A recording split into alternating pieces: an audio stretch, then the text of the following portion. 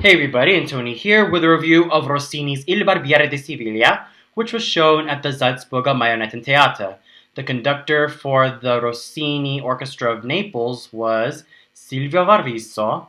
The production was done by Wolf-Dieter Ludwig. The scenography was done by Günther Schneider-Siemssen. And the costumes were done by Marie-Luise. Now, I don't need to explain any further of why I love Barber of Seville and why I rank it as one of my most favorite bel canto operas of all time.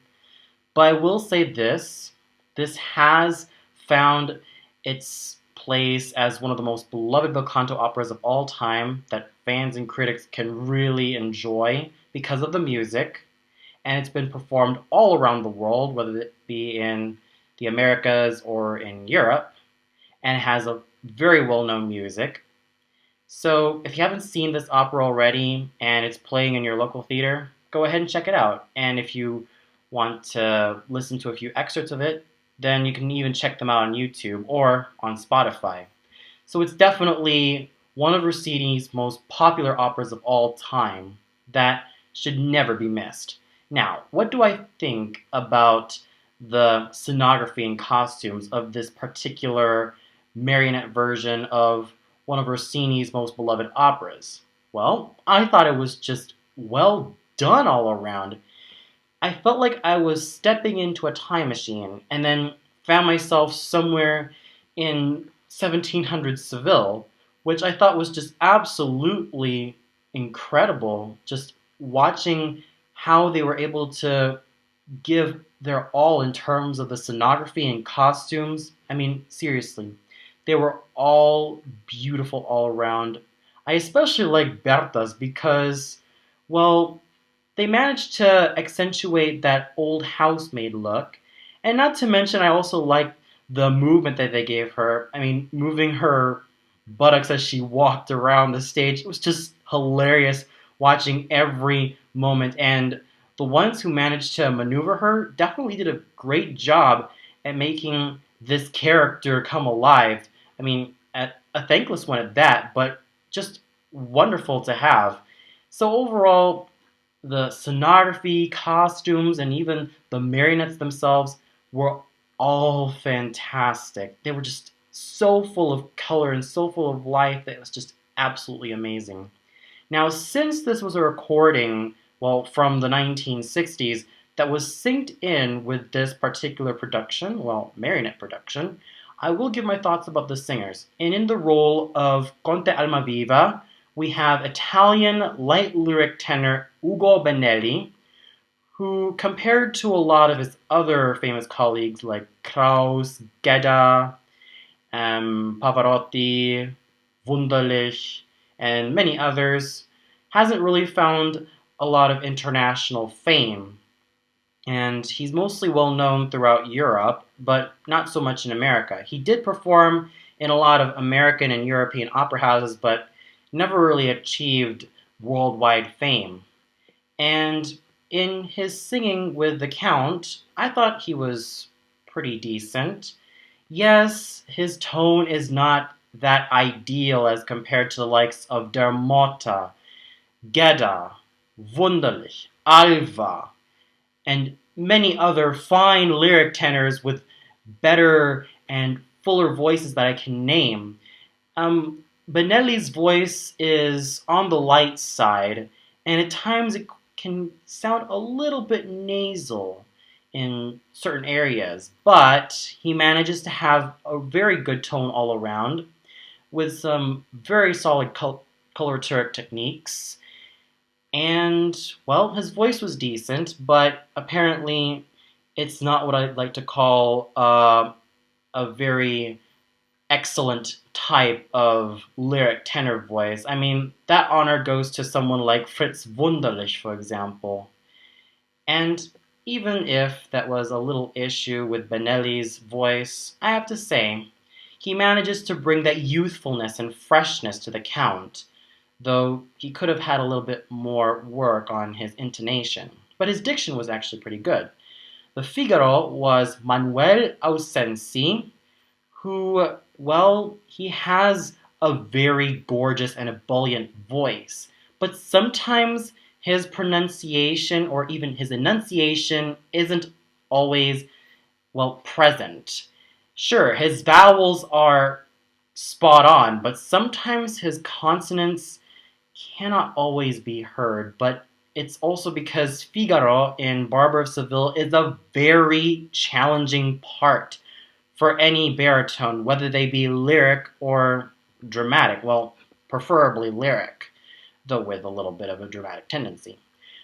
But even though he had a little bit of a diction problem and the consonants, though he got better on later on, he was able to give Figaro character, ebullience, and he didn't make him sound like a total clown. And then we have Rosina, sung by one of the greatest Spanish coloratura mezzo-sopranos of all time, Teresa Berganza. Now, the thing about coloratura mezzos is that they're a pretty rare breed in this day and age. I mean, the only coloratura mezzos that I know of are basically Conchita Superbia, Berganza, Vivica Genot, Joyce Di Donato, and, of course, my personal favorite, Cecilia Bartoli. Now, Teresa Berganza has a very solid technique as Rosina and has a very homogeneous quality to her voice. It's also no wonder why fans and critics alike praise her for her bel canto works, specifically in that of the Rossini operas, L'Italiana in Algieri, Cenerentola, Barber of Seville, and even, in some occasions, her interpretation of Carmen. But more than anything, it's the bel canto repertoire and even that of the Mozart and Handel repertoire that people, and even myself, really, really adored her in. Her vocal performance as Rosina was full of vibrance, energy, and just a pure, homogeneous sounding tone that is just so wonderful to listen to that I would have to say that she definitely deserves to be called one of the greatest Spanish, or even one of the greatest coloratura mezzos of all time, because she had a secure technique.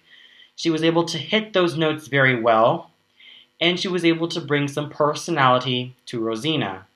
Toto Bartolo was sung by Fernando Corena, who is a Swiss basso buffo who is very well known for a lot of comedic characters, not just with Dr. Bartolo, but also Don Pasquale, Dulcamara, and he even sang some dramatic parts, like he had a recording of the King from Aida and Gessler from Guillaume Tell.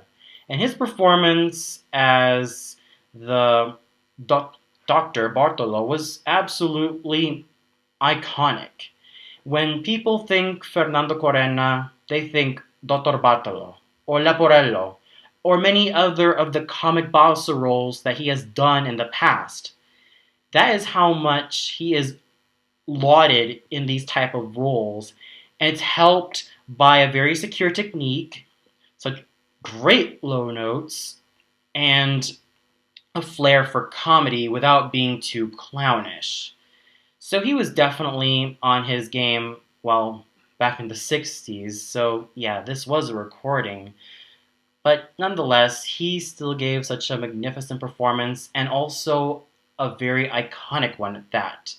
Now, Don Basilio was sung by the great Nikolai Ghiaurov, who I absolutely adore as Don Giovanni, Filippo from Don Carlo, Ramfis, and many other basso nobile roles. Oh, and also his Boris Godunov and Gremin.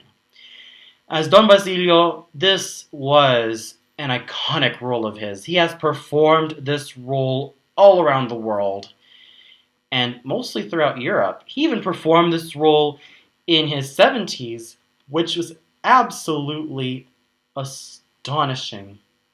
And his vocal performance as Don Basilio was so full of power, yet elegance, that few others can equal these days. I mean, can you name any other basso that can really reach up to Ghiaurov's level. I mean, the only bassos that I can remember or even know that reached his level back in the olden days were Cesare Siepi, and he's 6 years his senior. He's 6 years older than him. Giorgio Tozzi, Ernst Wiemann, and many others. These days we have René Pape, Franz Josef Selig, Hans-Peter König, and Stephen Milling. But with Nikolai Ghiaurov, it was just an absolutely gorgeous instrument that will never be forgotten and that will live on throughout the ages. And it has really shown and has really stated that this role, Don Basilio, is without a doubt one of his most iconic roles of all time.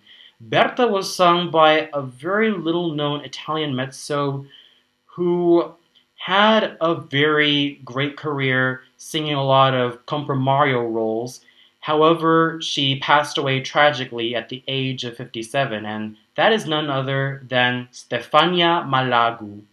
She was able to sing Berta very well, and it's no wonder why fans and critics alike really identify with Stefania Malagu as the old housemaid Berta.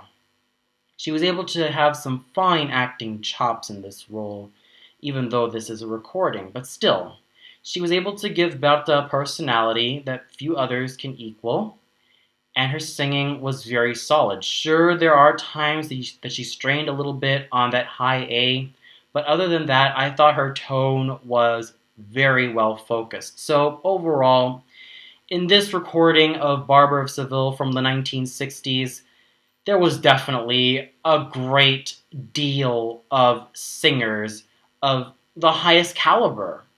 From Berganza's fantastic coloratura singing to Ghiaurov's empowering Basilio, there is a lot of great performances to be found, especially in this recording. And the conducting that was done by Silvio Varviso was just crisp and clean.